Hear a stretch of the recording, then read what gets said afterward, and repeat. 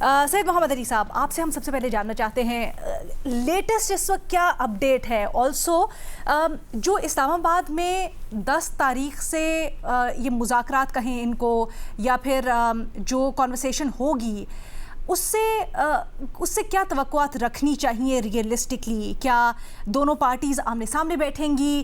باضابطہ مذاکرات ہوں گے؟ اپر ہینڈ کس کا ہوگا؟ Give us an insight what should we look out for. بہت شکریہ لینا. میں سمجھتا ہوں کہ عالمی تاریخ میں، اس خطے کی تاریخ میں اور پاکستان کی تاریخ میں آج بہت ایک تاریخی دن ہے، اور میں ابھی آپ کو بنیادی طور پہ اگلے چند منٹوں میں 3 چیزیں آپ سے شیئر کروں گا کہ ابھی تک کیا ہوا ہے، کیا ہو رہا ہے اور کیا ہونے والا ہے.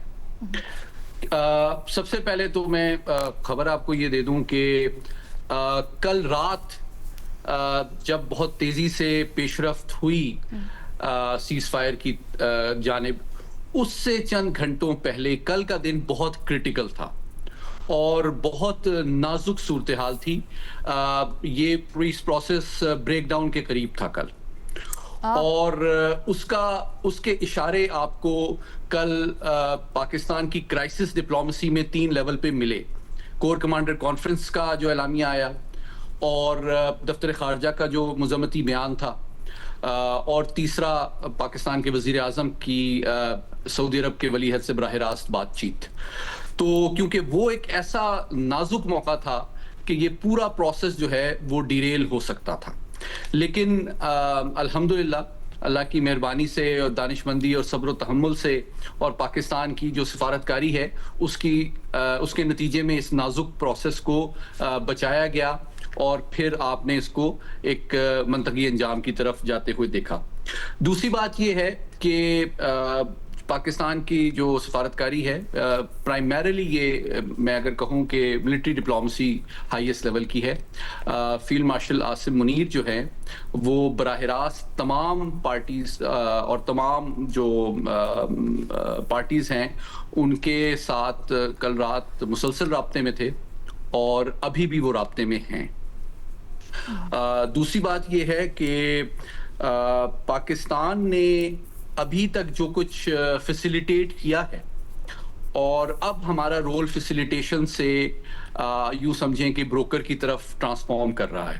جیسے ہم پہلے تو پیغام رسانی کا کام کر رہے تھے، لیکن اب ہم ان کو جب بٹھائیں گے اسلام آباد میں آمنے سامنے، اور ان کو تو اب ایک اعتماد سازی کی فضا بھی پاکستان نے ہموار کی ہے، جس کے لیے آپ نے دیکھا کہ ایران اور امریکہ دونوں کی قیادت نے ہائیسٹ لیول پہ ہمیں اپریشیٹ کیا ہے، ریکوگنائز کیا ہے.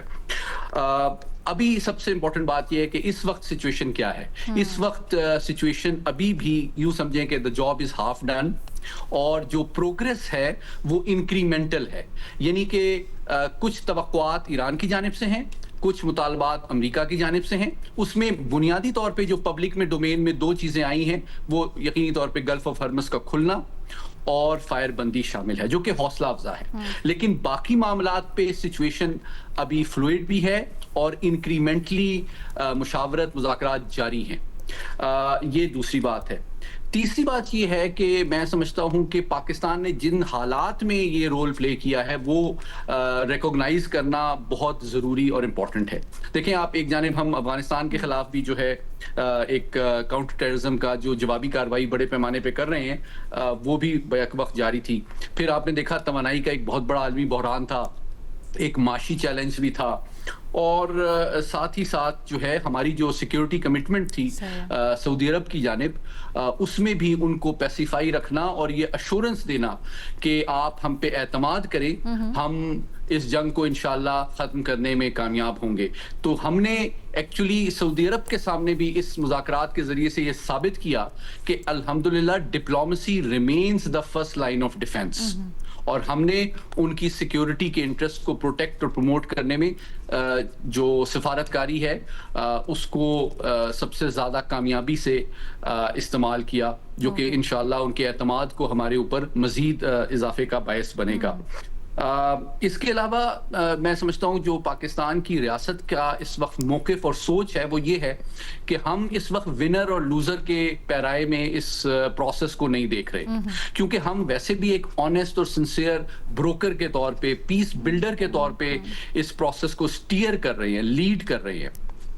تو یہ ہمارے لیے بھی مناسب نہیں ہے کہ ہم اس میں ونر لونر کا چناؤ کریں یا کسی کی سائیڈ لیں، کیونکہ اس پروسیس کو کامیابی اور فیصلہ کن اور دیرپا امن میں بدلنے کے لیے ضروری ہے کہ ہم بدستور ہر پارٹی کا اعتماد اور احترام بیک وقت انجوائے کرتے رہیں. یہ بڑا اہم اور بڑا ذمہ دارانہ پوائنٹ ہے جو آپ بتا رہے ہیں، بٹ تھوڑا سا یہ واضح کیجیے گا یہاں سے گوئنگ فارورڈ جو مذاکرات ہونے والے ہیں اس میں پاکستان کا کردار ایگزیکٹلی کیا ہوگا؟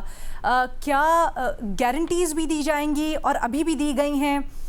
کیا پاکستان درمیان میں میڈیشن بھی کرے گا؟ کیونکہ ایک بہت بڑا کنسرن یہ ہے کہ پہلے جس طرح سے باتیں ہوئیں اور پھر ایران کے ساتھ دھوکہ ہو گیا، کہیں ویسا نہ ہو اور پھر پاکستان اس سارے پروسیس میں انوالوڈ ہو تو وہ ہمارے لیے بھی بڑا امبیرسنگ ہو جائے گا. جی بالکل، دیکھیں یہ جو آپ نے آخری بات کی ہے، سب سے پہلے میں اس پہ کامنٹ کرنا ضروری سمجھتا ہوں کہ اس میں ڈیٹریکٹرز اور سپوائلرز ہیں، اور پاکستان کی ریاست یہی سمجھتی ہے کہ نام لیتے ہوئے اسرائیل اور بھارت دونوں ہیں، وہ اپنے اپنے مفادات کے تحت نہیں چاہتے کہ یہ پروسیس کامیاب ہو، اور خصوصاً پاکستان کی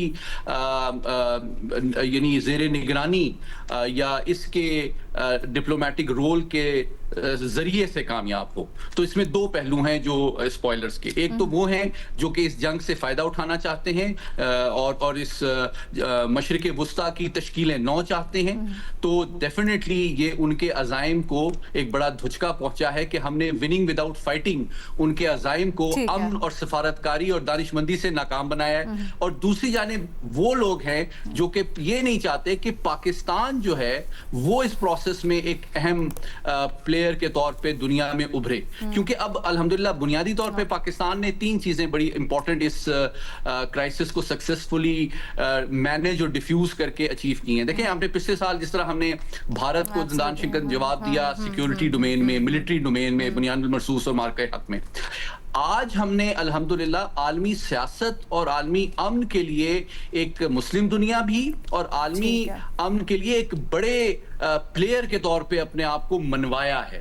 اور تیسری بات یہ کہ میں سمجھتا ہوں، امید کرتا ہوں کہ پاکستان کے لوگ بھی اب ایک کانفیڈنس کے ساتھ اپنے رول کو پلے کریں گے، اور ان جیو پولیٹیکل اور جیو اسٹریٹجک کامیابیوں کو اب جیو اکنامک اپرچونٹیز اور پراسپیرٹی کے راستے میں بدلنے کی کوشش کریں گے.